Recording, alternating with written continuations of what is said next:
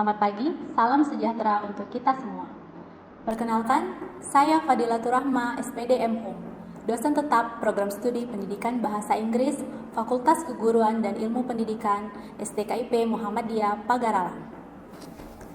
Video ini merupakan bagian dari pernyataan diri dosen dalam unjuk kerja Tridharma Perguruan Tinggi atau PDD UKT-PT khususnya bidang pengajaran. Pada kesempatan ini, saya akan menjelaskan salah satu mata kuliah yang saya ampu, yaitu Applied Linguistics.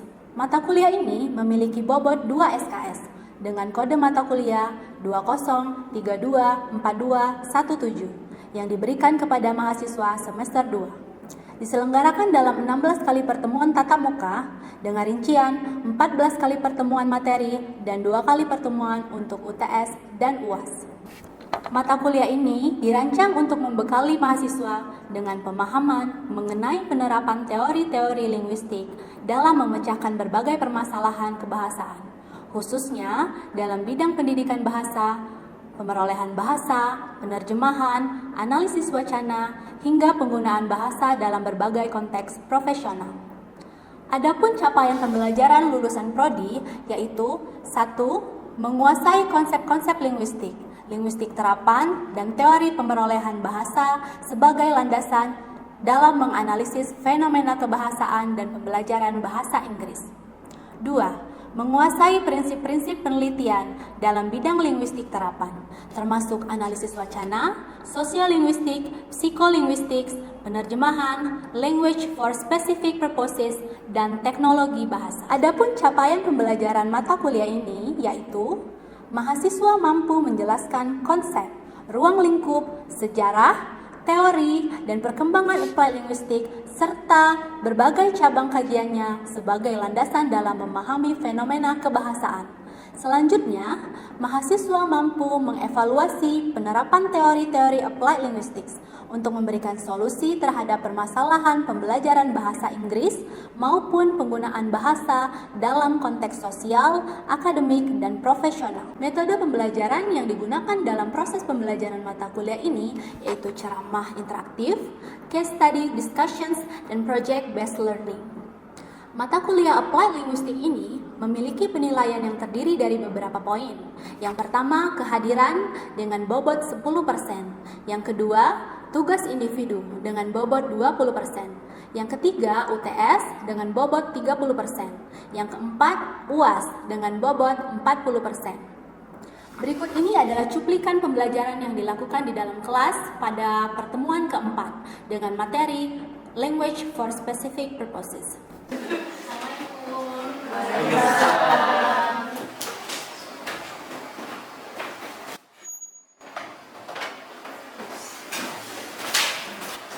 Assalamualaikum warahmatullahi wabarakatuh. Waalaikumsalam warahmatullahi wabarakatuh. How are you today, guys? Pretty good? Yes. Alhamdulillah.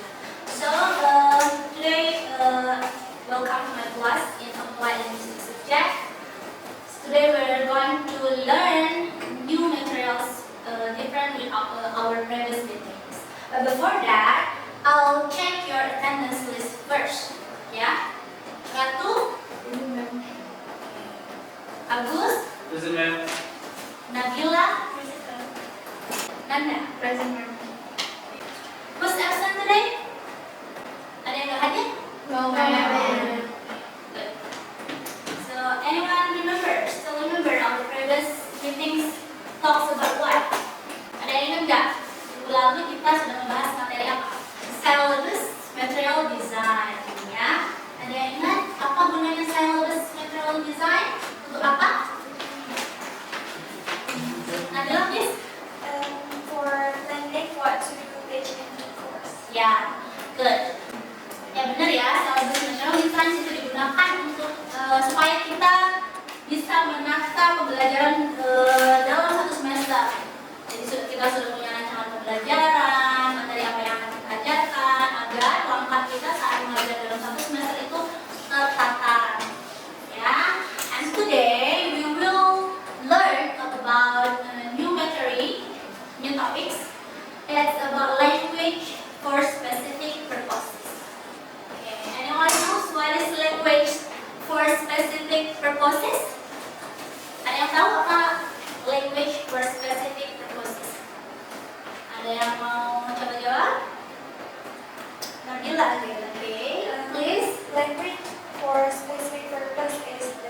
learning or teaching a language for specific goal or job.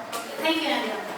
Benar ya, language for specific purposes itu adalah a learning language in specific terms. Biasanya pembelajaran di LSP ini mempelajari suatu bahasa dengan tujuan-tujuan tertentu, especially for academic and occupational terms.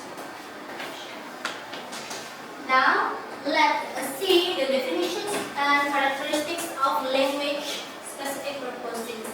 LSP or language specific purposes are generally refers to the teaching and research of language in relation to the communicative needs of second language speakers when facing a specific workplace, academic, or professional context.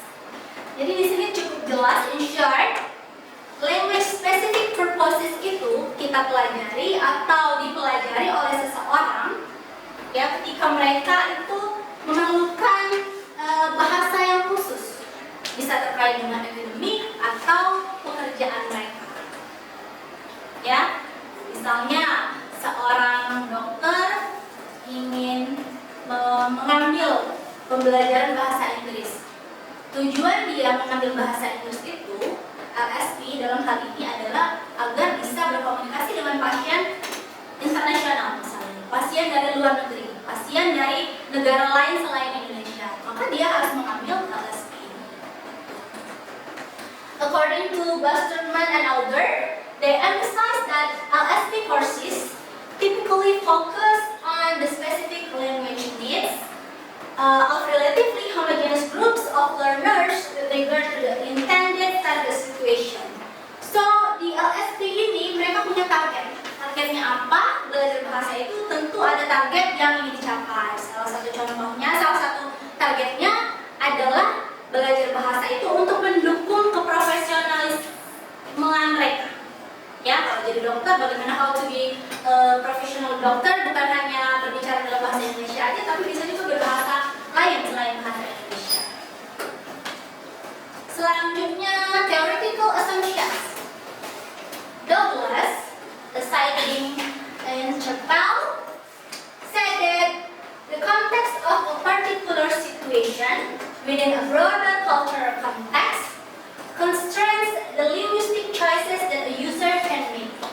Jadi di LSP ini, ketika kita belajar suatu bahasa, pemilihan kata, secara gramatikal, kemudian intonasi, itu dapat berubah tergantung bahasanya masing-masing. Melalui LSP inilah seseorang belajar bagaimana mereka memilih kata di bahasa lain. How to use second language, misalnya English, ketika mereka sedang bekerja secara profesional. Ya, jadi each situation akan mempengaruhi perubahan penggunaan bahasa. Bagaimana misalnya kita berbicara di bahasa Indonesia, kemudian ketika bekerja mengharuskan kita berbicara dengan bahasa Inggris juga. Jadi LSP ini akan will help you to comprehend new language in professional way. Ya. Selanjutnya, there are some types and divisions of LSP. Robinson divides LSP courses based on learner experience. Jadi berdasarkan pengalaman pembelajarnya. Yang pertama itu pre-experience courses, and the second is post-experience courses. Apa sih pre-experience courses ini maksudnya? Ada yang tahu nggak? Pre-experience courses and post-experience courses. Okay, the first is pre-experience courses. Pre-experience courses itu maksudnya belajar bahasanya itu belum profesional. They learn LSP to goalsnya itu untuk mendapatkan sesuatu yang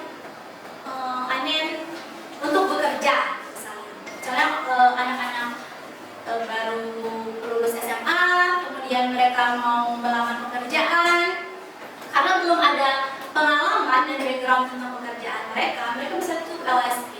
Itulah yang dinamakannya pre-experience courses. Dan how about post-experience courses?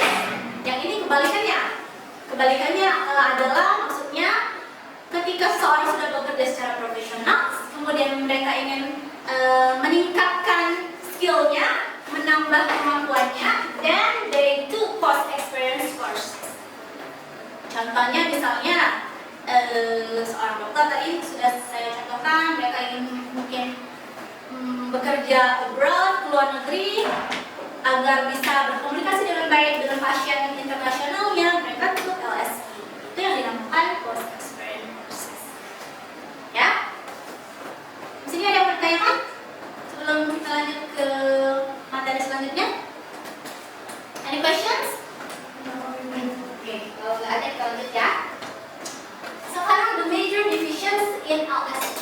Jadi LSP itu language for specific purposes itu terbagi menjadi dua branch yang besar. Yang pertama adalah LAP, language for academic purposes. Yang kedua itu LOP atau language for occupational purposes. Nah, di LAP dan LOP ini nanti terbagi lagi menjadi beberapa branch, ya. Kalau di language for academic purposes itu terbagi menjadi tiga. Yang pertama language for general academic purposes, kemudian language for specific academic purposes, dan yang terakhir English for academic purposes. Yang nomor tiga ini yang paling terkenal, English for academic purposes. Kemudian untuk language for occupational purposes itu terbagi menjadi dua. Yang pertama language for professional purposes, yang kedua language for vocational purposes. Kita bahas satu ya. Yang for LAP, yang pertama itu language for general academic purposes. LGAP ini fokusnya adalah general academic and study skills covered across disciplines. Jadi pembelajaran bahasa secara general. Misalnya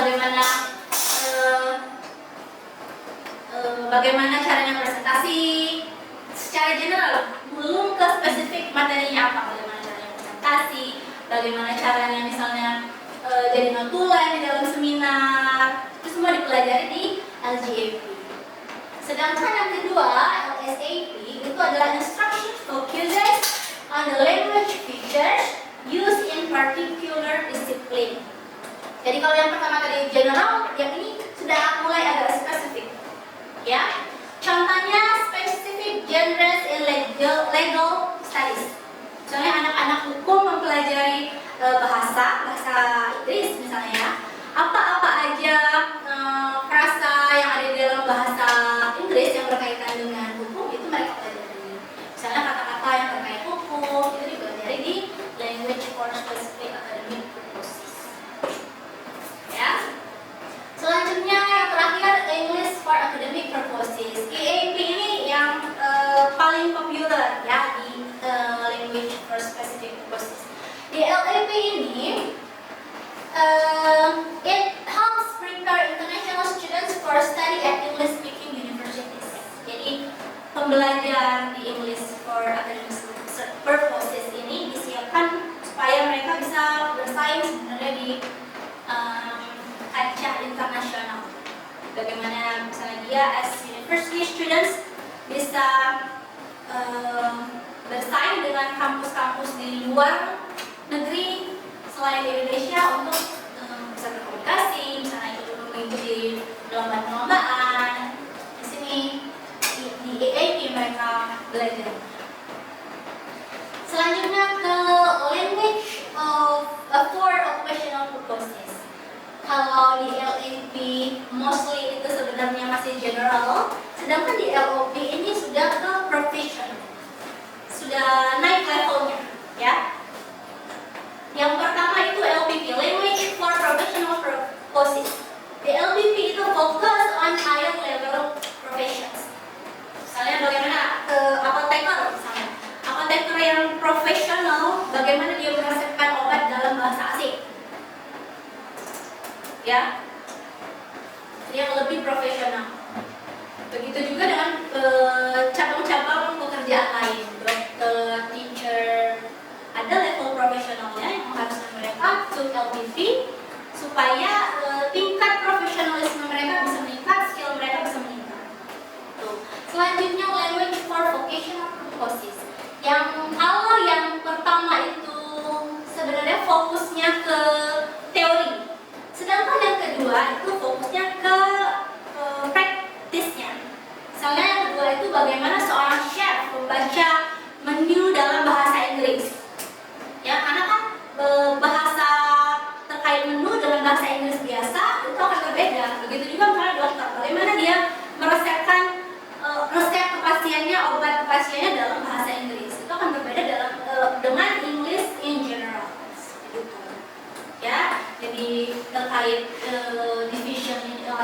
ada 2, LAP dan NEO.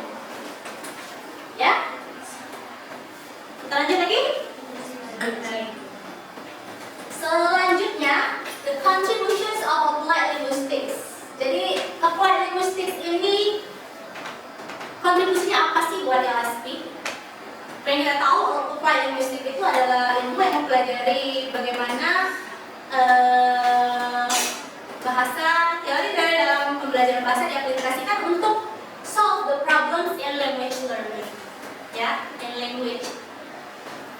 Nah, kontribusinya apa applied linguistics ini terhadap LSP? Menurut Douglas, there are some contributions that applied linguistics give to language for specific purposes. Yang pertama, proficiency of analytical skills. It provides the necessary skills in textual analysis, writing, or practicing materials and tests in LSP. Jadi, applied linguistics ini provides skills in textual analysis. Bagaimana kita bisa menganalisis suatu bahasa secara real melalui LSP ini. Jadi, applied linguistics itu membantu kita. Ya. Selanjutnya, skeptical commentary. It offers skeptical commentary, criticizing the lack of clear varieties shown by the comparison between one variety and another, and showing that differences are likely to be in terms of frequency. Nah, selanjutnya, kontribusi yang kedua adalah applied linguistics itu membantu pembelajar bahasa dalam bagaimana setelah menganalisis memberikan comment terhadap apa yang telah mereka pelajari berkaitan dengan profesionalisme terkait dengan pekerjaannya. Ya, yang terakhir adalah research in the LSP continues to contribute to the development of training materials such as for healthcare professionals working in linguistically diverse community. Tentu saja, applied linguistics ini membantu pembelajar bahasa terkait dengan penelitian-penelitian. Penelitian-penelitian itu nanti akan digunakan dalam merancang silabus untuk pembelajaran bahasa kedua, tergantung dengan kebutuhan apa yang sedang dibutuhkan sekarang. Ya? Sampai sini ada yang mau ditanyakan nggak? Any questions? Ada ini? Silakan. Apa tujuan utama disusunnya LOP? LOP. Let's go back to the previous slide. Language for occupational purposes. Jadi the goals for language for occupational purposes itu adalah to help the professionals learn a second language. Jadi kan mereka sudah menjadi pekerja profesional, but they need to improve their skill untuk menjadi lebih profesional lagi, menjadi profesional dalam bahasa lain, supaya pekerjaan yang mereka lakukan bukan hanya misalnya untuk orang-orang yang berbahasa sama aja, ya, orang-orang dengan bahasa yang berbeda juga bisa mereka layani dengan pekerjaannya. Ya, ada lagi next question, Nabila? Where that people usually learn from LSP. Sebenarnya LSP ini biasanya dipelajari di lembaga-lembaga tertentu. Ada lembaga-lembaganya, ya. Di Indonesia juga sudah banyak lembaga-lembaga yang sudah fokus ke LSP, hanya untuk pembelajaran bahasa Inggris secara profesional kayak gitu. Tapi berbeda juga dengan kursus-kursus biasa, ya. Kalian bisa temukan nanti banyak di internet, sudah bisa di search mana aja lembaga-lembaga yang serve LSP program seperti ini. You kan as future teacher pasti butuh ini LSP. Ya, nanti kan kalian belum tahu yang ngajarnya di mana aja, SD, SMP. Mereka punya treatment yang berbeda-beda tentunya. Entah ngajar nanti di luar negeri, kan siapa tahu kan. You need to LSP course. Oke? Ada lagi yang mau ditanyakan tidak? Enough? Kalau tidak ada, sekarang I'll divide you into 3 groups. We'll have to do. So this is group 1, group 2, and group 3. Now please do the assignments with your groups, ya. Silakan dikerjakan sekarang. Berdiskusilah, ya.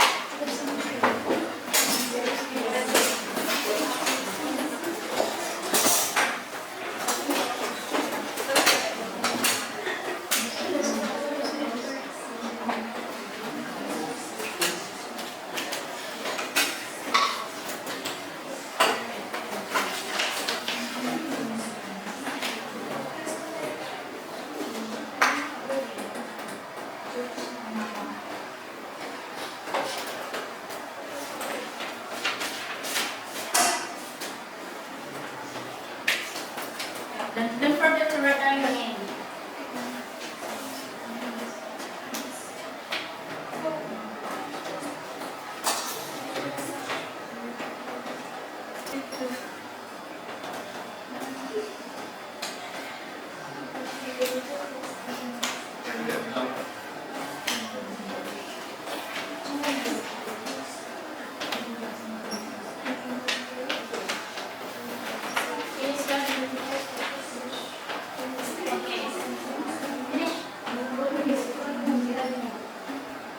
So later each group have to present their answer in front of the class, the representative of the groups.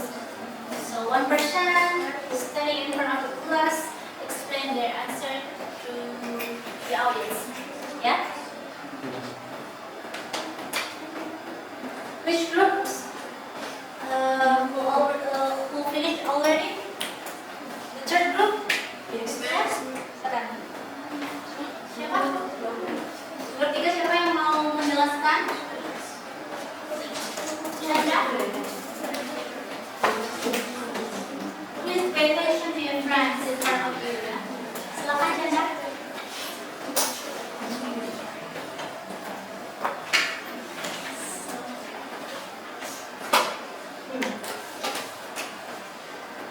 We choose because a teacher in English for teaching, communicating with students, reading academic materials, and preparing results. And why is English important in this generation? Because English helps teachers access international resources, communicate effectively, and improve their teaching skills. And What else?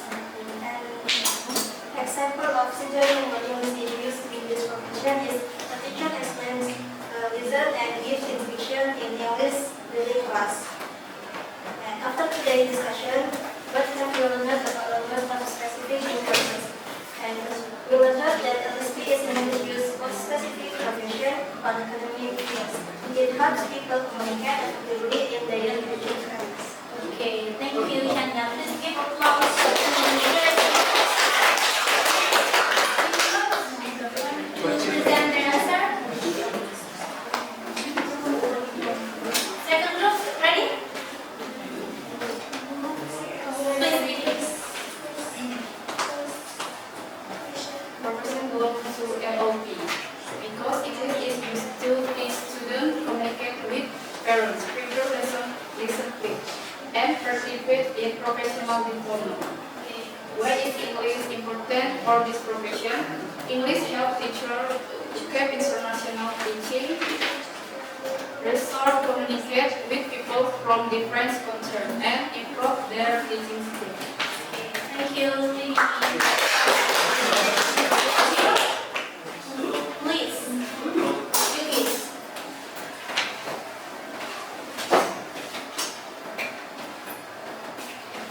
First, we choose your position, teacher, and second, math because it can help us to teach the student, communicate with student, and second, it important because it can help us communicate with student, use their teaching material, and improve their teaching skills.